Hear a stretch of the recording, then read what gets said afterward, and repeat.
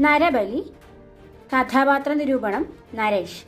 ഭാവിയിലെ ബഹിരാകാശ ജീവിതത്തിന്റെ പശ്ചാത്തലത്തിൽ മനുഷ്യനും കമ്പ്യൂട്ടറും തമ്മിലുള്ള ബന്ധവും മനുഷ്യന്റെ വൈകാരികവും ധാർമ്മികവുമായ ചിന്തകളും അവതരിപ്പിക്കുന്ന ശാസ്ത്രകഥയാണ് നരബലി. ഈ കഥയിലെ പ്രധാന കഥാപാത്രമാണ് നരേഷ്. ബഹിരാകാശ പേടകത്തിലെ കൺട്രോൾ റൂമിലിരുന്ന് ജോലി ചെയ്യുന്ന നരേഷ് തന്റെ കമ്പ്യൂട്ടറുമായി സംസാരിക്കുന്നു. ഇപ്പോൾ കമ്പ്യൂട്ടറുകൾക്ക് ശബ്ദത്തിലൂടെ കൽപ്പനകൾ സ്വീകരിക്കാനും ശബ്ദരൂപത്തിൽ മറുപടി നൽകാനും കഴിയും. നരേഷ് തന്റെ കമ്പ്യൂട്ടറിനോട് ഓരോ അക്ഷരങ്ങളെക്കുറിച്ചും അവയുടെ ചരിത്രത്തെക്കുറിച്ചും അന്വേഷിക്കുന്നു.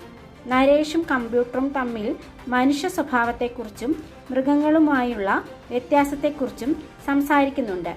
നരേഷ് മനുഷ്യപ്രതിനിധി ആയതിനാൽ തന്നെ മനുഷ്യന്റെ നല്ല വശങ്ങളെ മാത്രം എടുത്തുകാട്ടാൻ ശ്രമിക്കുന്നുണ്ട്. മൃഗങ്ങൾക്ക് സ്നേഹം, വാത്സല്യം, കാരുണ്യം എന്നിവയുണ്ടെന്നും നിലനിൽപ്പിന് വേണ്ടി മാത്രമാണ് അവ കൊല്ലുന്നതെന്നും കമ്പ്യൂട്ടർ പറയുന്നു. കൂടാതെ മനുഷ്യർ അങ്ങനെയല്ലെന്നും കൂട്ടിച്ചേർക്കുന്നു. നരേഷ് ആ വാദത്തോട് യോജിക്കുന്നില്ല. സംഭാഷണത്തിനിടയിൽ നരബലി എന്ന പ്രാകൃത ആചാരം അവർക്കിടയിൽ കടന്നുവരുന്നു.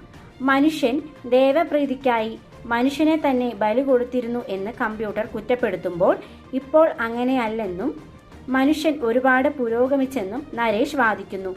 അവസാനം നരേഷ് കമ്പ്യൂട്ടറിനോട് ഒരു കവിത ചൊല്ലാൻ ആവശ്യപ്പെടുകയും കമ്പ്യൂട്ടർ കവിത ചൊല്ലുകയും ചെയ്യുന്നു. എന്നാൽ കമ്പ്യൂട്ടറിന് ഒരു ഹൃദയമുണ്ടായിരുന്നുവെങ്കിൽ എന്ന് നരേഷ് ആഗ്രഹിച്ചു പോകുന്നു.